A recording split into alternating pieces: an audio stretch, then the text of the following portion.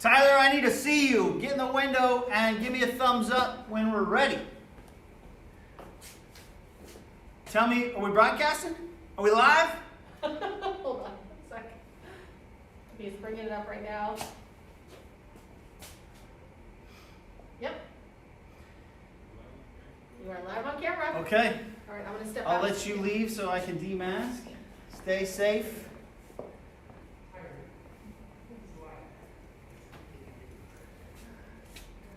Hello, everybody. We're good. Okay. Welcome, virtual audience. It is my pleasure to be here with you tonight. My name is Neil McChesney. I am the founder and executive director for the Contra Costa School of Performing Arts. And I am here in a full suit, no sweatpants. I don't know if you can actually see that or not, but you'll have to trust me for now. And I'm coming to you live from the Black Box Theater, where I think just in maybe the screen you can see the remnants of the stagecraft that was happening right before we sheltered in place almost a calendar year ago, maybe a little bit extra. The school is a little quiet right now, but starting to grow in terms of noise on any given day and the number of bodies that are walking and working through the halls, and we're excited about that change and a return to normalcy. But I'm here to talk about the state of the school, where we are at as an organization, and how we can benchmark our success at this period in our evolution. Tonight, we're going to talk a little bit about the past. We'll reminisce just a little bit, and about the present, where we are now. We are, after my portion of the presentation, going to walk around campus together. I'll put my mask back on. Lisa will come in, and we're going to visit some teachers in their spaces. And then we'll come back here to finish off with some final thoughts about the future from our very own Dr. Chalwell, the school principal. So, beginning with past and present. It was more than 6 years ago, actually about 7, when we first decided to try to make this idea, this dream, come to life. And we hit our first major success milestone with the charter approval by the Contra Costa County Office of Education in 2015. A year later, we opened our doors. Those of you that are founding families, go back in your mind 5 years ago and remember that day, remember that space, remember that first year. And now we have been in operation for 5 years in a variety of spaces with a growing community. And we are at the end, with the end of the 2021 school year, of our first charter term, that first 5 years, which is a really important phase for a new charter. I think that phase is really important because it's critical that you hit some major milestones, tick some boxes in terms of that evolutionary progression. And I would categorize those in 3 different ways: identity, stability, and validation. I'll start with identity. And this is really at the heart of SPA's journey. We established a mission statement in our initial charter petition and coupled that with a vision statement that includes a really robust idea of what our school could be. This personalized, integrated, project-based learning experience with rich conservatory arts training built around founding principles of rigor, relevance, and relationships. And we have coalesced the community around that mission and vision, which is the heart and soul of SPA. And of course starts with our students. This interesting dichotomy of artist and scholar. And we actually put those two terms together to create the nomenclature for our kiddos, maybe in our first and second year, our artist scholars, because it is that duality, that marriage of both worlds that brings our program strength and richness. We've grown over the course of 5 years, starting from roughly 300 students and now getting near to 500, and drawing students from all over our county and beyond. There are students and families that walk and bike to school when we are on campus, and there are those that commute 90 minutes plus in each direction. You know who you are, and we love your commitment. And it is that rich diversity of geography, of demographics, as you can see here, the breakdown for our current student population, and educational past that I think provides that rich tapestry that makes up our school community. Of course, after students, if you're going to have a school, the next important ingredient is the staff. And we have really put together a strong SPA team, symbolized here with the current organizational chart. From our governing board at the top, which you may or may not be able to read, down through the administrative leadership, the artists, the teaching artists, the academic teachers, and our support staff. Really just an amazing group of individuals, and I'm so honored to be able to work with them this year and in the past 5. At the top of that org chart, and an important body to call out that I want to make sure we're always trying to educate our stakeholders about, is our governing board. These are appointed individuals that are either parents or community members that sit at the highest level of authority and decision making for this organization. Currently we have 5 trustees, 2 of which are current parents. The others, again, community members, individual citizens that are interested in our mission and want to support our work.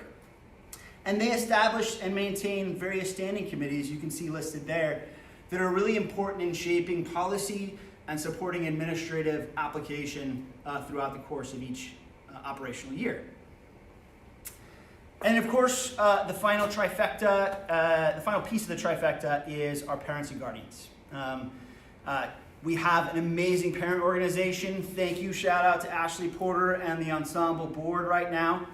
Note, different board than the SPA governing board, but equally important in that they head some of our parent work and the partnership that we develop between those 2 organizations. But really, from ensemble on down to the folks that volunteer to help with lunch distribution when we're on campus, and any other number of ways that parents engage in our community, you are incredibly important partners in the work that we do, and I want to thank you for that. That's the identity of SPA, right? The people. Again, back behind that mission and vision, it's the people that have made this place what it is today. So moving to the second in that original milestone threesome, the stability that an organization needs to achieve in its first term is critical for its longer success. As a startup organization, stability is a challenge at first. And if you're going to ultimately succeed, you have to continue to grow and change and meet the demand of your community. And that's all about putting those roots down, establishing the basic needs, and then building on that for future success.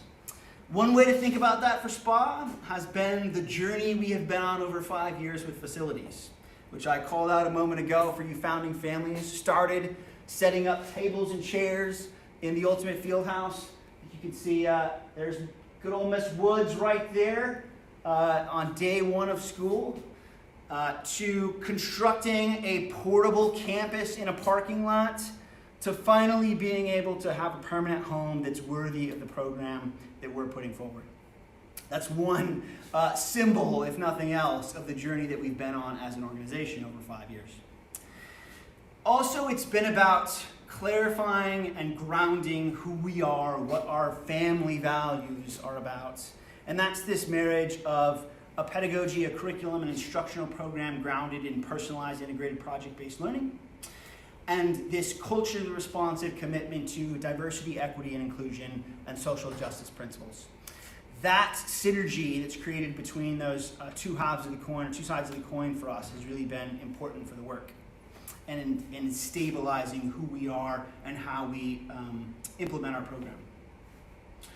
And then, of course, our arts training and the conservatory model that has developed and evolved over the course of 5 years. It's the heart and soul of probably why your children come to this school and some of the most amazing work that they do on any given day.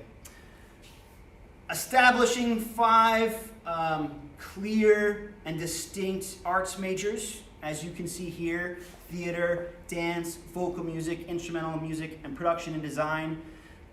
Empowering leaders within those departments and iterating on an initial vision, which, again, founding families was different 5 years ago than the way the programs are operating today. But what I can feel good about and what we should all have confidence in is that each year those programs have become clearer, stronger, and have achieved better outcomes for our students. A quote from, I think, one of our directors. At SPA, we strive to create highly skilled artists who are creative, passionate, and contributing members to their craft and the world in which they live. And this scope and sequence here, which is just the theater major, there's an equivalent one for each other major, is an example of how far we've come and the rich programming that has been developed by these leaders and by the students that they work with. The other way that we reach stability is by further fleshing out those original identity statements, the mission and the vision, through things like our artist scholar credo, our graduate profile, which has gone through a few versions, especially most recently with the WASC self-study process. This is who we want our students to be when they leave our school. Understanding what those elements are and how to achieve them is critical to that stabilization. And then making deeper commitments and realizing some of that initial founding work within diversity, equity, and inclusion, having committees that have stakeholders, really becoming leaders within that space for our community is part of the work that's ongoing. And the last piece, validation. You do all this work, you build the community, you clarify your identity, you achieve a certain amount of stabilization. You need that validation, both internally and externally, to prove that you have built something that can be successful in the long term and that will continue to grow and achieve. And I think it's all about that forward progress. It's knowing that you're on a path that will get you to the outcomes that you want, most primarily for the students that we serve, but also for the greater community, and continuing to walk down that path. There's a lot of ways that you can assess a school's success and the kinds of validation that they can achieve. One of the most public and standardized way is the California School Dashboard. A variety of metrics that the state has determined are important when assessing the success and health of a school organization. This is a very, very quick snapshot. Go on to the Google California State Dashboard and you can do a deep dive, or you can call me and we can do it together. But something that I want to point out in terms of the validation that SPA has achieved over the course of the latter half of our first term. In order to get colored kind of indicators in each of these areas, that's English language arts assessments, math assessments, suspension and chronic absenteeism, that's climate and culture assessments, college and career readiness indicator, and the graduation rate. You need a couple years of data.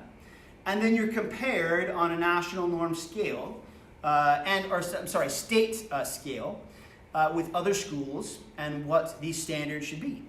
And as you can see just in the progression of colors for SPA, that we've moved from some of the lower levels of performance into much higher levels of performance. And in fact, in some places, we are leading in our county and even in the state. Especially when you get into the college and career readiness and the graduation rate. Those are places where we're doing really, really impressive work. That kind of validation over time, that is, a single snapshot of data, but it represents years of work and commitment, is really validating. You can dig deeper into academic performance, which is something that is clearly important to us. Every year we do assessments other than CASP. Your students all just took the MAP test not that long ago, and we actually tracked that data year over year, and we've noticed a pattern. That is this. Students we've been able to track over the course of 4 years. In 8th grade, you can see the blue being SPA's performance and the orange being the nationally normed, in MAP's case, standard performance within English language arts, right, or reading, as they call it. About on par, SPA actually slightly outperforming. Then what happens over time? Notice this trajectory and the gap between performance of the national norm and SPA in reading. The longer a student stays, the higher that trajectory grows, and the faster and more accelerated learning becomes for a SPA student. Let's look at math, a place where we've had some weaknesses in the past. When a SPA student comes into us as an 8th grader, or even earlier, this is the data we have for this slide, they're actually performing lower than the national normed average in math. but let's look at what happens over time. After 1 year, 2 years, 3 years. Similar trajectory. We actually outpace and outperform after 1 year of data. What that says again is that our program is working. And when you compare with various groups locally, statewide, nationally, generally speaking, we are performing on par or outperforming those comparison groups. And the evidence shows that SPA student growth curve accelerates the longer that they stay with us. The more that program, that unique pedagogy that we're implementing here takes hold, the faster their growth happens. And we'll remain committed to that work. Another thing that I wanted to share, this is hot off the press. Not even some of our staff members know this because it isn't final yet, but SPA this year is a finalist in the California Exemplary Arts School Program, or Arts Education Program. This is a premier statewide distinction for art schools. It's given out to a very few number of schools once every other year, and we're in the running this year. So I'll be excited to provide news or have one of my team members provide news when that's done. Hopefully good news, but we are a finalist, which is another way of externally validating the unique arts programming that we're offering here and how robust it is. Of course, other third-party validations. A year ago, we earned a clear WASC accreditation for the maximum amount of 6 years. It's a fantastic achievement. Some of you were part of that work.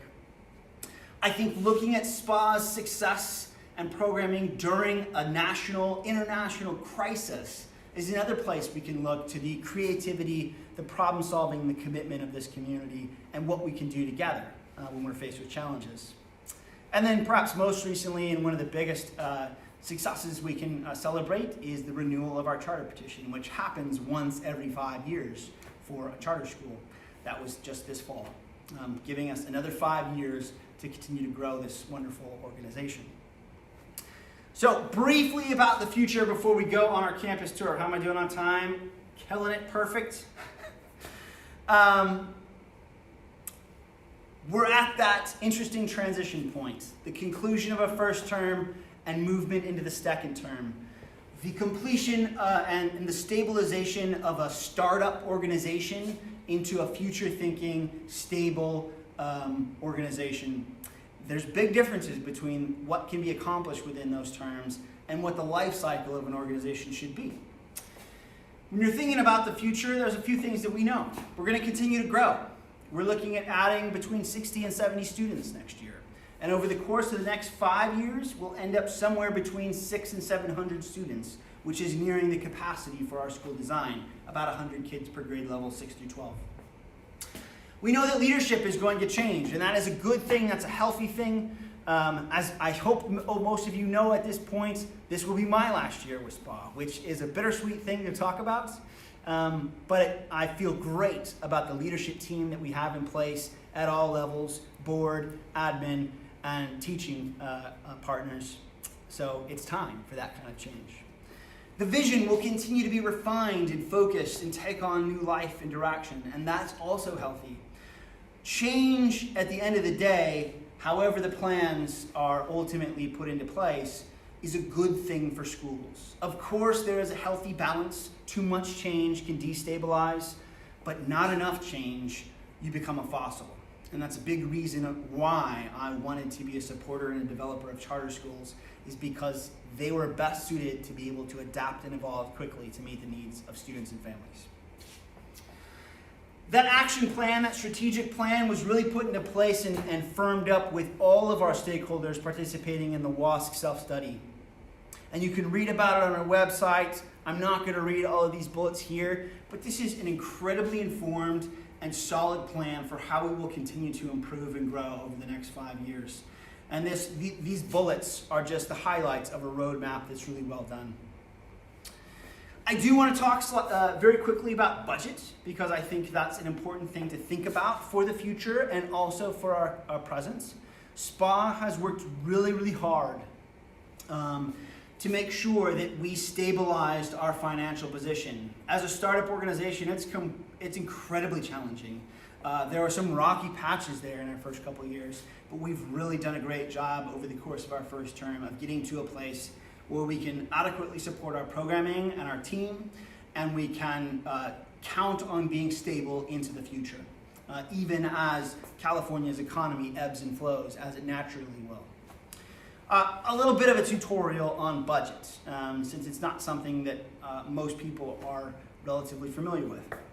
First of all, on the revenue side, SPA receives the primary funds of our revenue through public dollars. We are a public school, just like the school district school down the street from you, and therefore, when we talk about who funds our educational program, you do, just like all the taxpayers of California and to some degree the nation. You can see a pie chart here that breaks up the main buckets of our revenue. The vast majority, the pink and the green slices of the pie here, are the local control funding formula state aid and the property tax revenue. That stands for in lieu property tax. This makes up, about 80%, a little less than 80% of our annual revenue. This is completely dependent on the health of the California state economy and the governor's allocations within his budget. There are some other pieces of the pie here that are related to other state and federal funds, oftentimes specifically earmarked for specific times of programming or specific types of student needs, special education as one example. And then a very small piece of the pie, which is local revenue, and that could be anything from fundraising, development work, to the ticket sales from the production that we put on in this Black Box Theater when we finally get back to that. So I wanted to talk about that because I think it's an important baseline understanding for you. And that number there represents roughly the revenue that we'll be receiving for the 2021 school year. It's driven by the number of students we have and a complex formula called the local control funding formula. So remember that number, revenue. Let's talk about the budget side. How do we slice up the expenditures? This is what we estimate at the end of the year our actuals will be close to for expenditures. And you can see that pie is cut up into different portions based on generally larger buckets of kinds of expenditures. The biggest ones, right? The green slice of the pie and the pink slice of the pie, making up about 65% of our total annual expenditures, accounts for salaries and benefits for our wonderful team. Of course, staff compensation is going to always be the largest slice of the pie, and that's the same for us as it is with most schools. And that's an important kind of fixed expense. We know the number of team members we need to be able to pull off this program, and so that's about 65 more or less % of your budget that is already earmarked and allocated to be able to support a competitive compensation package. The next biggest slice of the pie, that 29.1%, a little shy of 30%, is called services and operating expenses. These are things like the payment for our building, the other facilities and maintenance costs, vendors that we work with, our custodial staff, generally utilities. These are fixed expenditures as well, right? There's not a lot of wiggle room in terms of how much power this building is going to use on any given year, or how much our facilities payment is going to be. The point I'm trying to make here is that all but about 5 to 6% of our annual expenditures are relatively fixed, right? There are some interesting and creative things you can do to make adjustments there, but not dramatic ones. And that means that this small slice of the pie for books and supplies, which is the generic terminology that they use in the accounting side of the house, you have to get really, really creative with. And hopefully you can augment the amount of money that you have there by really beefing up this local side of your revenue, to go back to that slide. So, a little bit of School Finance 101. Long story short, though, SPA has gotten ourselves into a position to end each year, this year and future projections, with a positive operating income and slowly building a conservative reserve so that when we hit the next bump in the road with the economy and public school education allocations within the governor's budget take a dip, we'll be able to weather that storm. Or when something else happens that requires responsible savings to be able to manage, we'll be able to cross that bridge. So that's a major, major accomplishment and validation, and it's also something that we can look to in the future. When you talk about school revenue, what impacts it? I mentioned this briefly, but this is also important knowledge for all you parents. There's basically three main factors outside of the state economy and the governor's budget that we have control over. One, how many kids do we enroll in this school? And two, how often are they here? Their attendance rates and the number of kids that we have comes up with a number that drives every school's budget, and it's called ADA, average daily attendance. The higher we get that number, the more we optimize our revenue. So, lesson is, make sure your kids are in school because it's not only important for their learning, the primary reason, but it also drives the school's budget. And then finally, fundraising, whatever we can add on to the top of that pyramid. Which brings me to an important ask. Every year, we put out an ask to all of our families. We call it the annual funds. And the bottom line is that this ask is one way of trying to fill the gap between what the state and the federal government offers us in terms of revenue and what we know it takes to run this program. There is a difference between those two numbers, and we have to make up the difference locally. We've been very successful in also doing a lot of great grant work and have partnerships with philanthropic organizations that also supplement. But we love to have parents have some skin in the game and families have some skin in the game. And whether you are able to donate the entire $450 that we ask per family for the entire year, or $45 per month, or whether you give $20, what matters to us, the real goal that we're trying to hit, is 100% participation. And I can tell you, we have never gotten there. We've never gotten there in 5 years, and we're not there this year. But we have done perhaps better, which is kind of a miracle this year, than we ever have. And I want to thank those of you that have already given. And I want to ask you to consider giving again tonight by going to our website, clicking that giving button at the bottom, and going to the Flip Cause platform. Here's some cool information. Our goal for the annual fund that we set at the beginning of this year, really in the spring of last year when doing our budget projections, was $50,000. Where we sit right now, $40,000 and change. We are very, very close to hitting our target, which would be the first time in 5 years, and I would love for that to happen. So, please help us reach our goal. The last thing that I want to talk about, my last slide here, is I'm going to touch again on the leadership transition. It has been my greatest professional honor to lead this organization over the course of the last 7 years, really. And it is hard for me to talk about leaving. But for all the reasons that I've put out in my statements and that I mentioned tonight, it's the right time for this organization. It's the right move for me personally and my family. And I'm also confident that we are in good hands and on a good path. But I want you to make sure that you are engaging in that process because your voice and your perspective is hugely important. So please be paying attention to the newsletters for updates. There's already been a couple. I would love for more of you to complete the stakeholder feedback survey that is going to inform the board's decision-making process when selecting a new ED.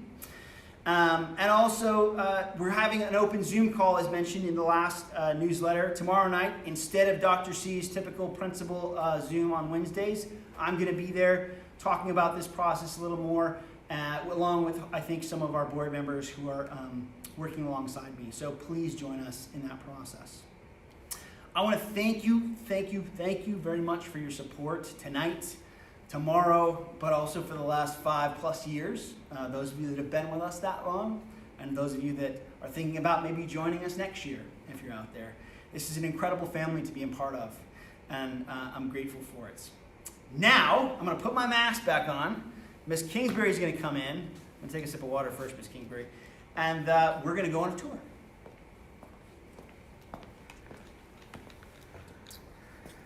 Okay.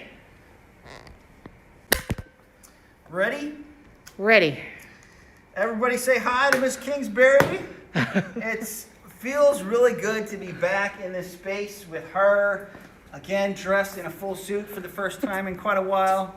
We're going to walk around, and the first place we're going to go to is all the way on the other side of the building to one of the most beloved teachers in the entire world, certainly at SPA.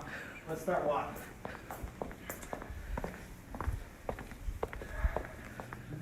Students, if you're watching, this space misses you. We're ready to put the tables back and start serving lunches again when we can. Although that is happening to a certain degree with those of you that are already back. We're excited to welcome more of you back in the immediate future. But it's just not the same when it's this quiet. You can see as we're walking through this hallway some of the work that we've done in making sure that our students know how COVID protocols are going to be enacted to keep us all safe while we get back to school. I also want to point out, check this out, I'm super proud of the way this turned out. The latest addition to our school murals, hopefully most of you know where that came from, our inauguration. The most recent inauguration, this was a brilliant proposal from Ms. Shavar, our Director of Curriculum Instruction. I think it's an awesome addition. We're going this way.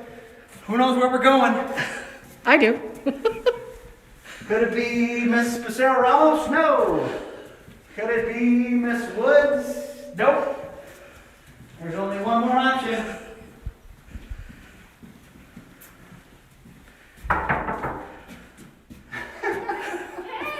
Come on in. Here we are. Lin-Manuel Miranda. Wow. Our most Celebrity. beloved staff member at SPA. Okay, for those that know you, I'm sure you don't need an introduction, but there might be some that don't. So tell us who you are and what you teach at SPA. Hello, everybody. I am Miss Cooby. I teach English, and I'm happy to represent our English department Yes. today. And you're also the student. Yes, I advise leadership as well. There you go. So that is what you are looking at here. This is a leadership creation, abomination, whatever you will. But So talk to us about what you want to talk to us about tonight. yes, so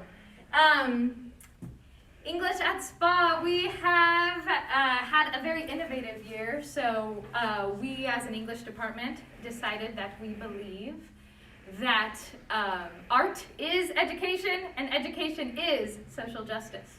So we hope that manifests in the way that we're fostering students to be communicators, to think about the real world in critical ways, to look at the world around them, observe, take it in, and be able to discuss what they're seeing, form opinions.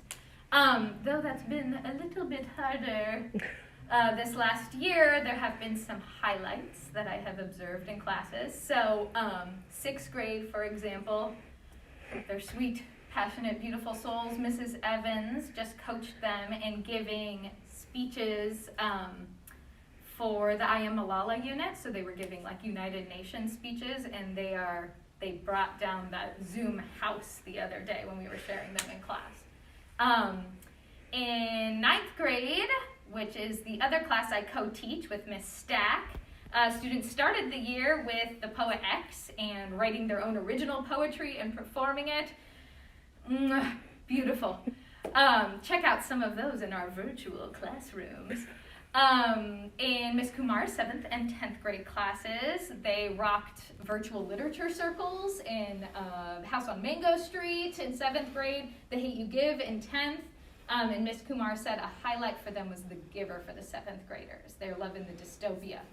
Dystopia, also in 8th grade, for Darkness Shows the Stars was a great hit for our 8th graders this year. And in Miss Woods' 11th and 12th grade AP Lit and Literature, they right now are rocking Streetcar Named Desire. So to that I say, Stella! And I leave you with whatever else you want to do. How many people wish they could be back in Miss Kuvitakis' classroom? I sure do. Me. I was really looking for my wizard hat when you came in, and I heard you, and I was like, I guess I have to give it up. It's just Lynn. All right, say goodbye to Miss Kuvi. I wish I could give you a hug or a high five, but we'll air five for now. Yes, we'll end the year strong. That's right. We love you, and I look forward to seeing some of you after break. All right. Yay. Awesome. Thank you, Miss Kuvitakis. Okay. Kingsbury, I have no idea where we're going. Which direction? Miss Hyatt. Okay, got it. Oh, we spoiled it. Sorry. Well, isn't she wonderful? Oh, I miss these people. Lots happening in the college and career world right now for our juniors and seniors. For you juniors and seniors out there that haven't been talking to Miss Kingsbury or Miss Pissarro Ramos, you should. I'm sure you probably all are because they're good at that stuff. Make your appointments. Go this way. Try and keep directional flow in the parts of the building that we're using. With more spaces opening up soon.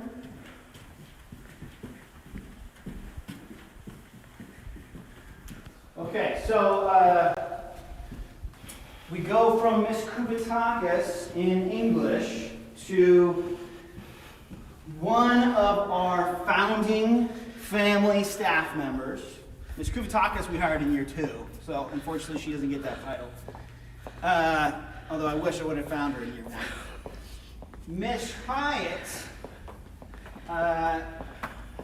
you can always know you're going into Miss Hyatt's room by the distinct color choice, the color palette that she selected.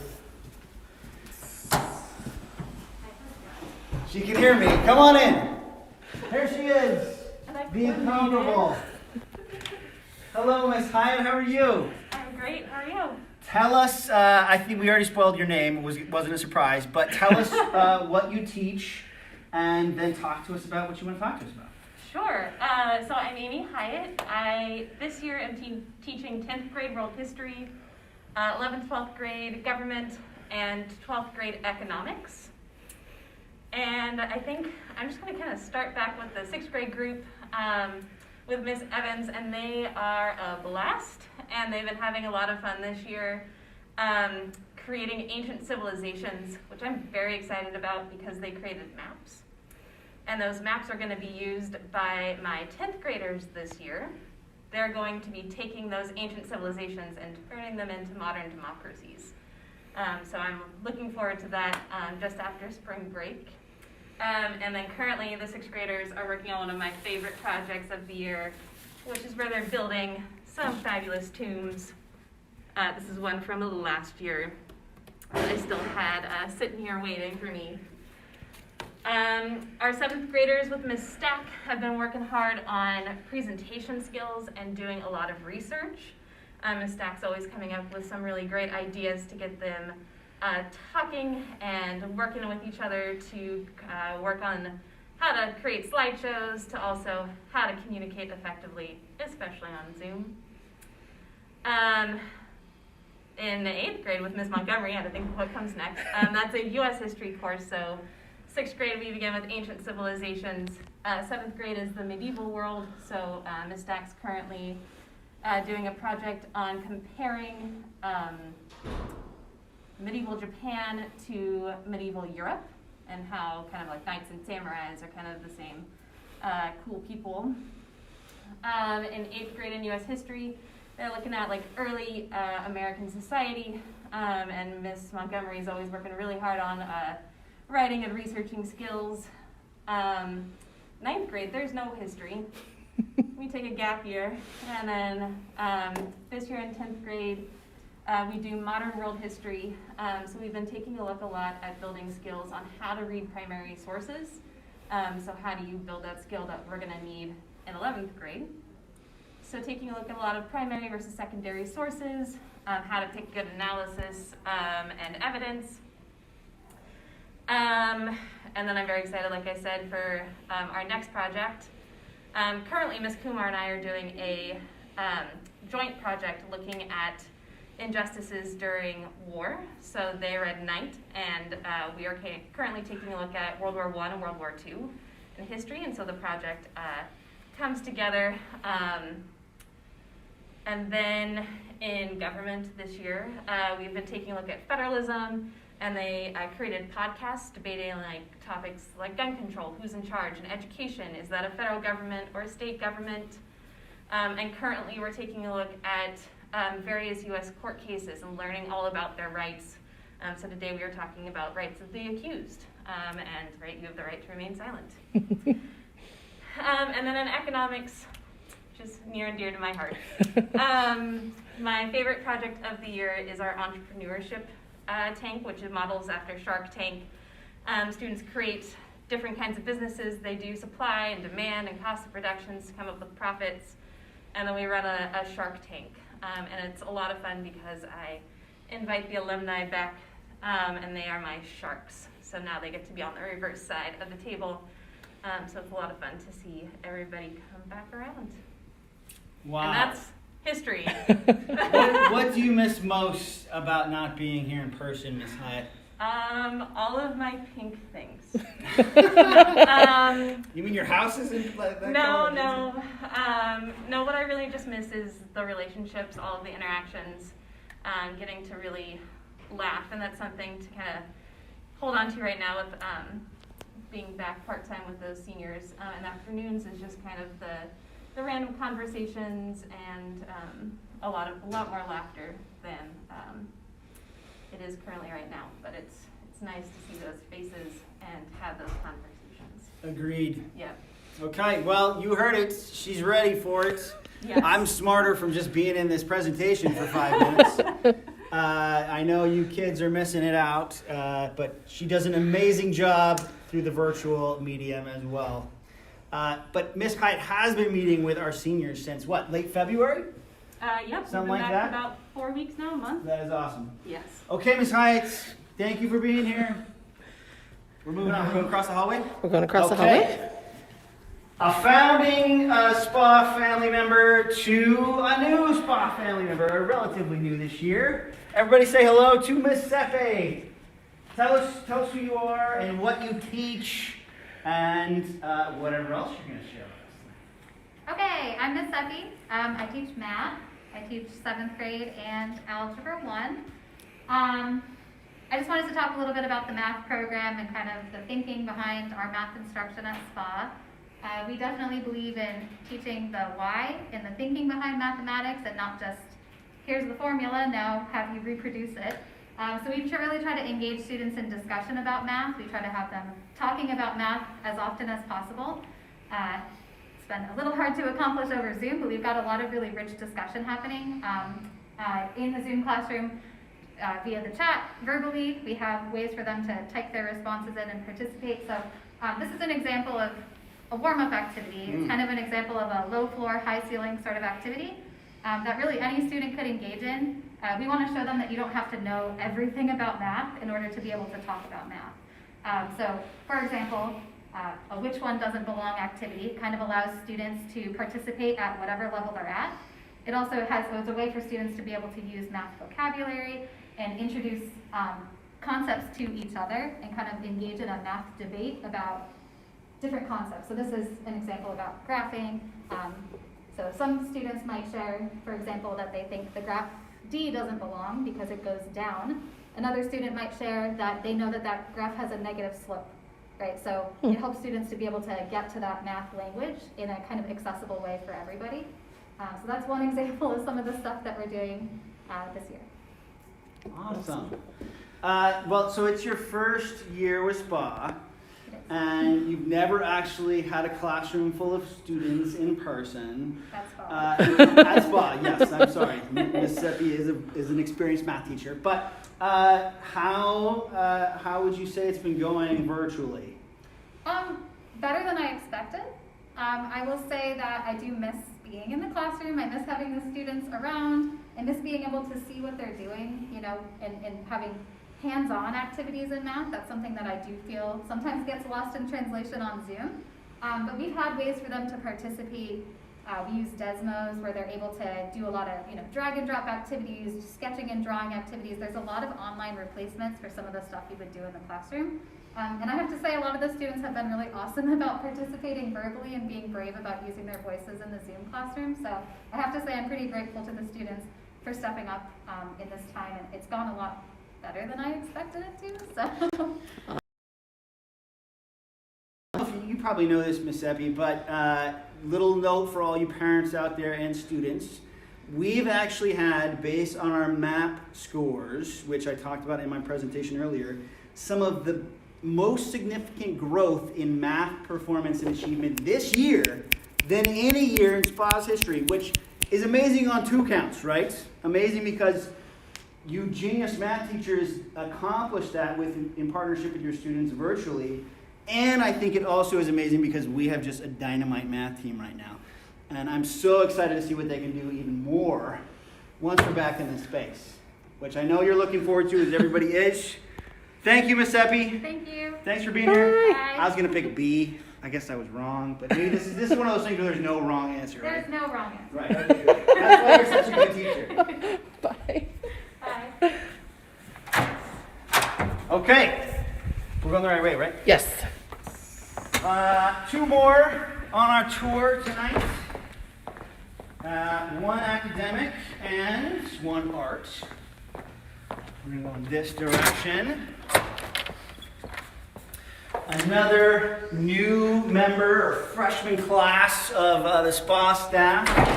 And I got to tell you, our new hires this year who have been put through the ringer with this craziness have just been incredible.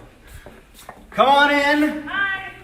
Hello, Miss Barker. Hello. Welcome to the science department. Tell us who you are and what you teach, and then talk about what you want to share tonight. Okay. Hi, I'm Miss Barker. I teach science for 8th graders and math for 6th graders. So I'm in 2 different places. And I work with Miss Benson, who teaches 7th grade science and 9th grade science, and Miss Rawson, who teaches science 6 and chemistry. All right, so pretty much I made a board that pretty much puts everything together with some pictures. Yes. Because that's what you do in science.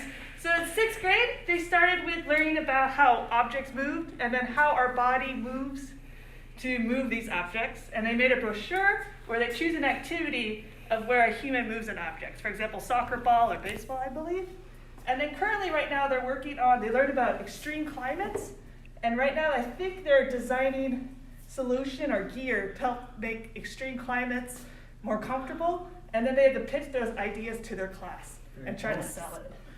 In 7th grade, according to Miss Bennett, sorry, they created their own biosphere, researching water-scarce environments, and proposed solutions, and then designed an aquaphonic solution.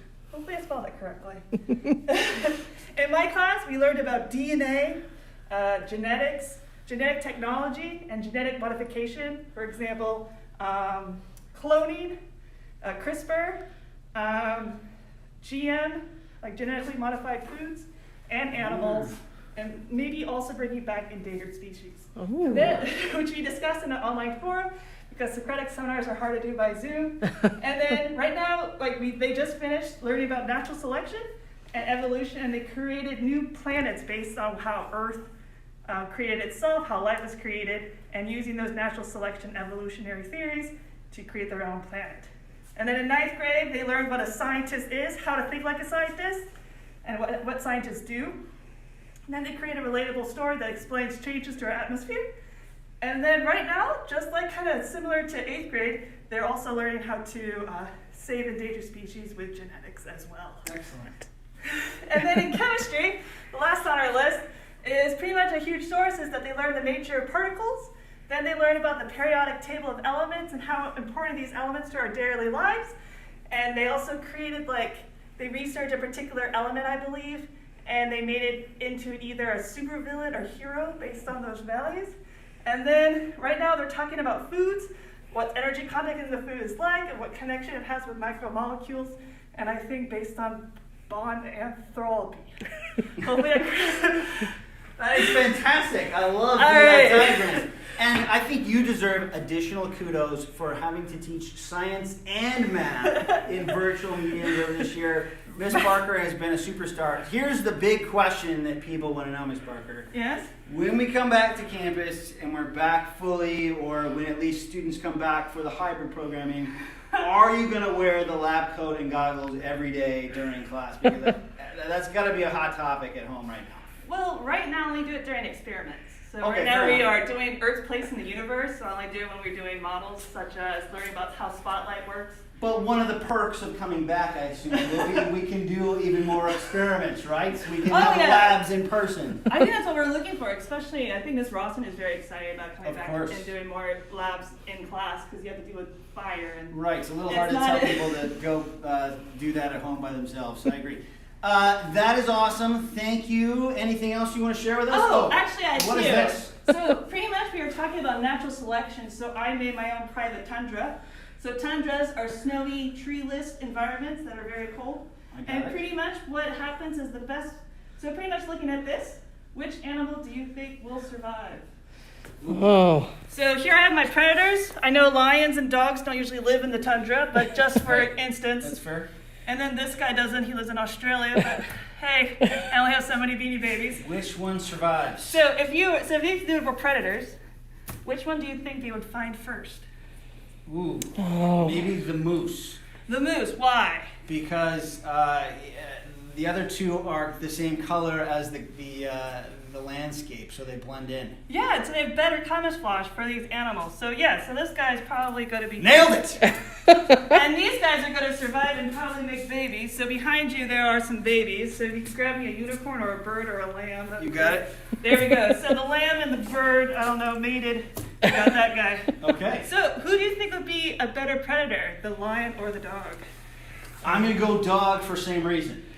Oh yeah, that's true. Because even predators have to blend in because if this guy came along, these guys would find him immediately. So That's he right. won't be able to hunt for animals either. So the dog will survive. And behind you is his baby. Okay. So there's a better mutation. He's able to adapt better. So there we go.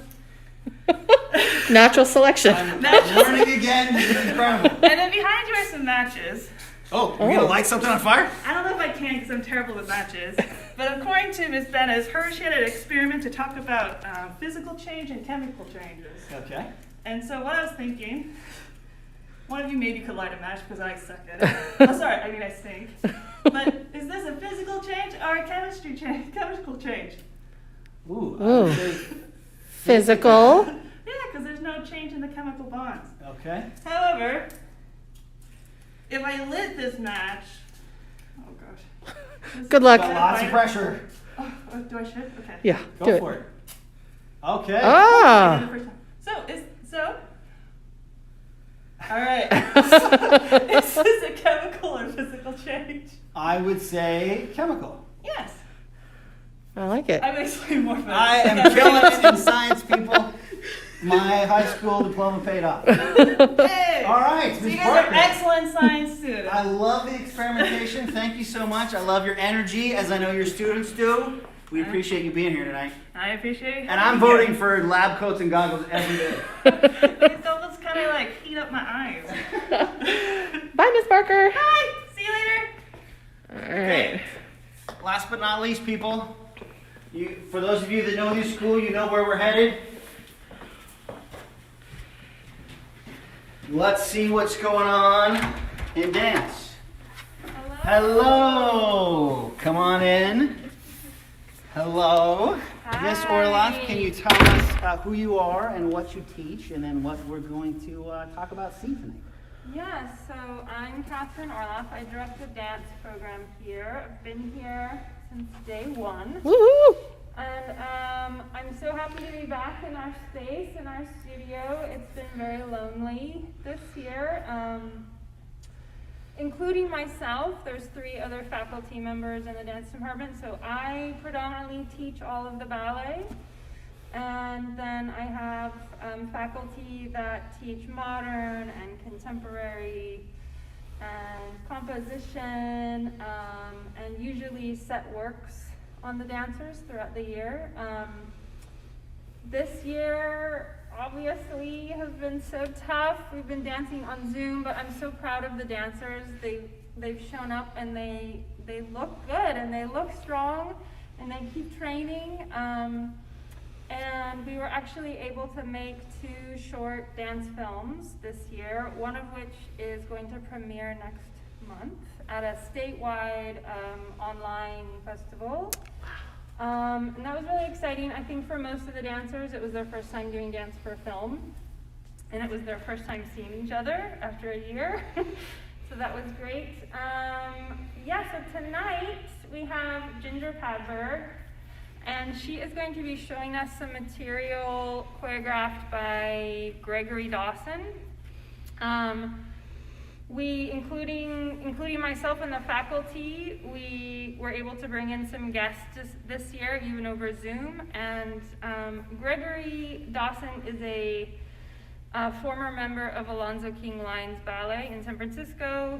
He's currently on faculty there, and he has his own dance company as well. He's a incredible supporter of our school and comes to SPA often and works with our students. So he actually came in February for 3 classes and worked with the students on some material, and Ginger is going to show us some of that. Okay.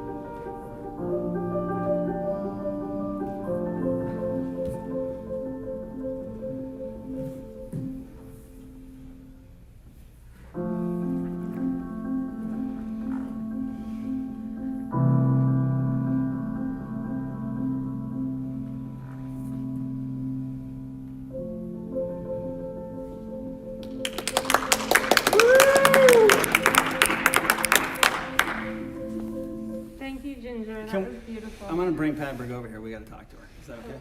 Yes. Within 6 feet, Padberg. Tell us who you are and what grade you're in and how long you've been here at SPA. I'm Ginger Padberg. I'm in 11th grade, and I've been at SPA since day one. And you were out of breath because that was incredible and very athletic. Tell us, in 11th grade, I know you're thinking about what happens after SPA. Any news or updates or ideas you want to share about next 2 years from now?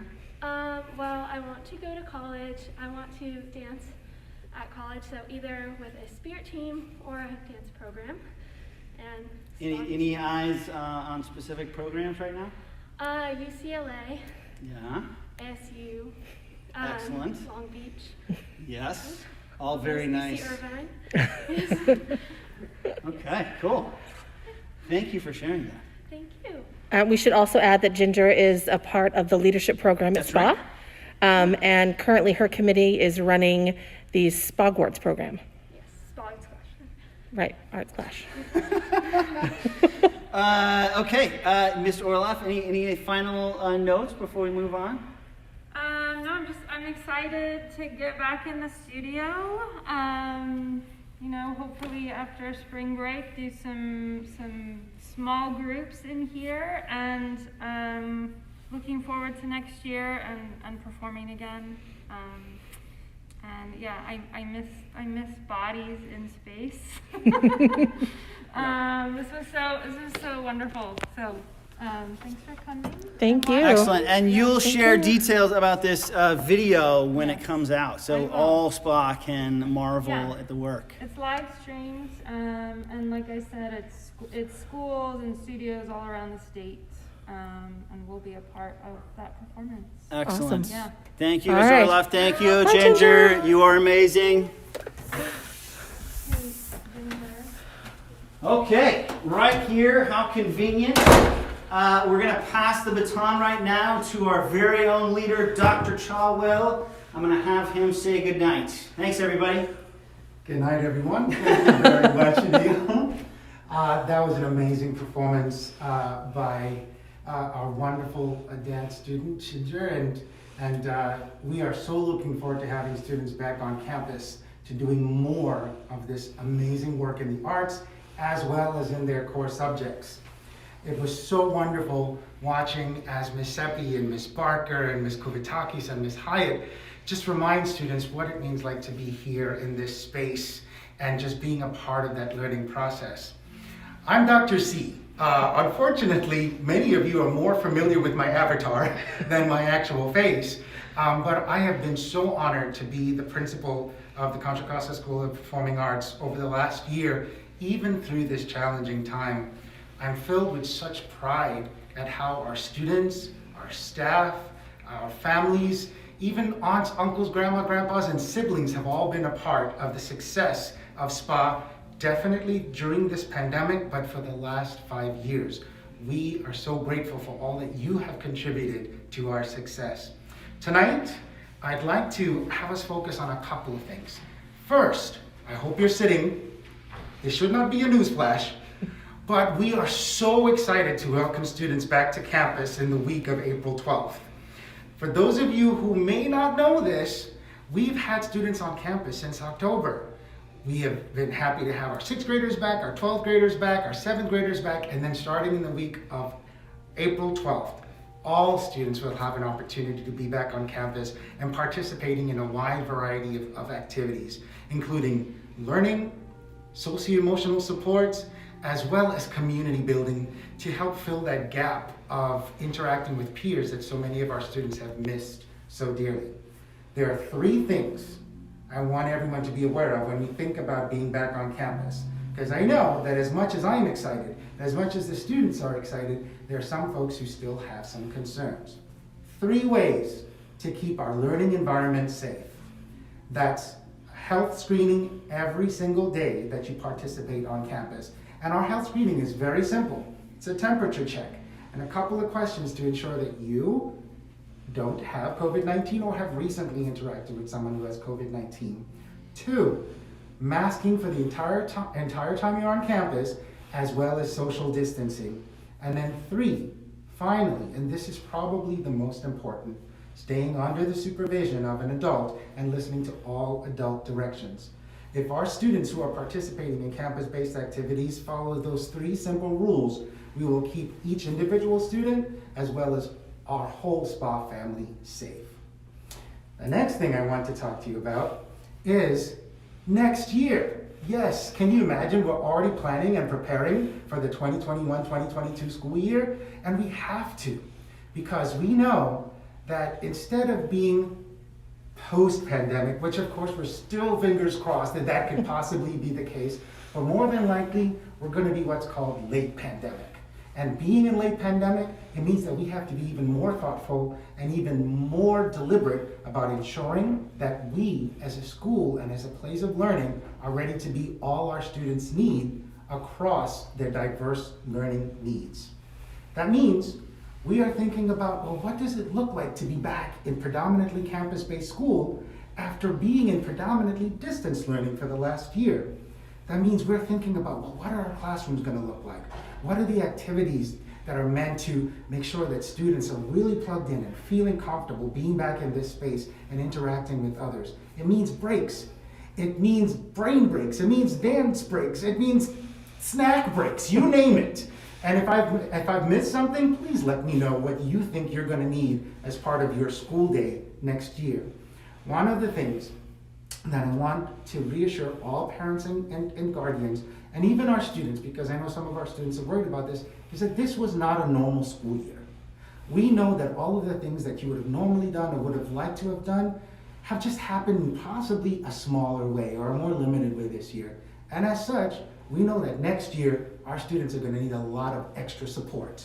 That means building in daily time for what we are all going to call learning acceleration. Because no matter how you did this year, and I know a lot of us struggled, we want to make sure that we get you back up to speed as quickly as possible and with all the supports that you absolutely need. Next, I want us thinking about just how awesome this school is.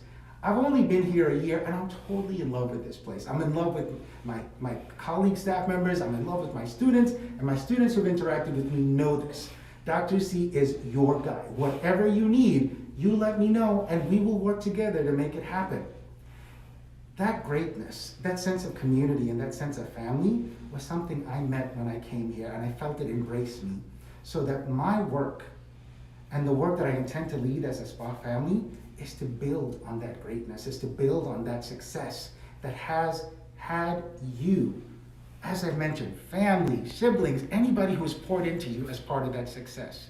And built on that foundation of community, built on that responsiveness and that respect for diversity and that connectedness to owning and caring for this community that we all share, we have nothing but greatness in our future. Even more growth, even more achievement, and each and every single one of you are a part of that. Before I leave you tonight, I want us to already start to think about it, already start to envision what that next phase of the SPA journey is going to be like. Yes, we're all sad that Mr. McChesney is not going to be here with us, but I'm going to tell you, I've only been here for a year. Some of you guys have been here for 6 years and 7 years, and you know that every single wall, every single panel in the ceiling screams Mr. McChesney. So he's going to be with us every single day. We're going to feel his heart with us. And also the work that he's going to be doing in the future is going to be directly working with us and impacting our success in the future. So we're grateful for that. But I want you to take a bit of ownership of really envisioning what our next phase is going to be like. What do you want to see at your SPA?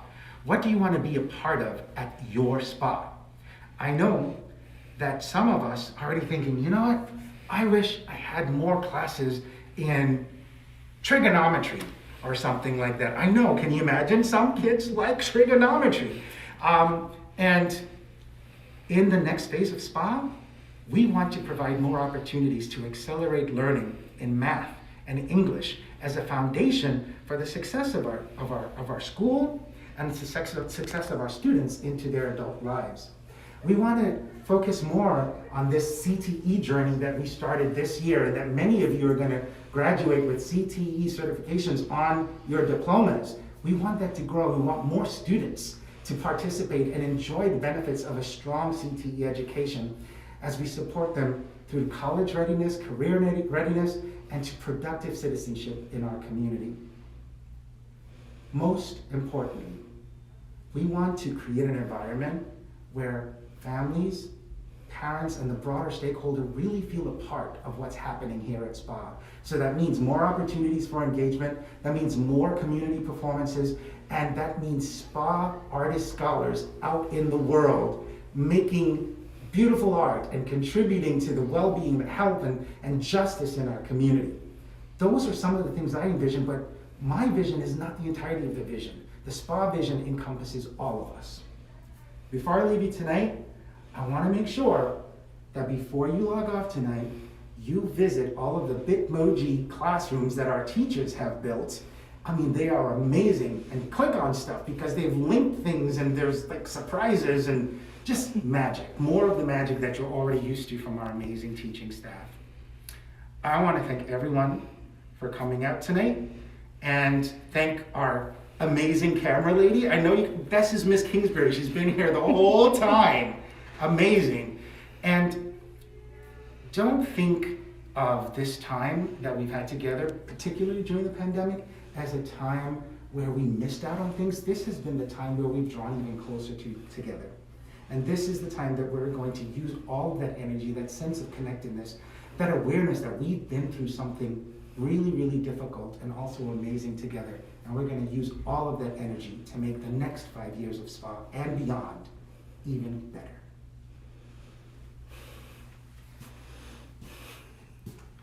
Let's see. Good night, everybody. Sleep tight. Get some good rest. It's a Wednesday. You got work to do.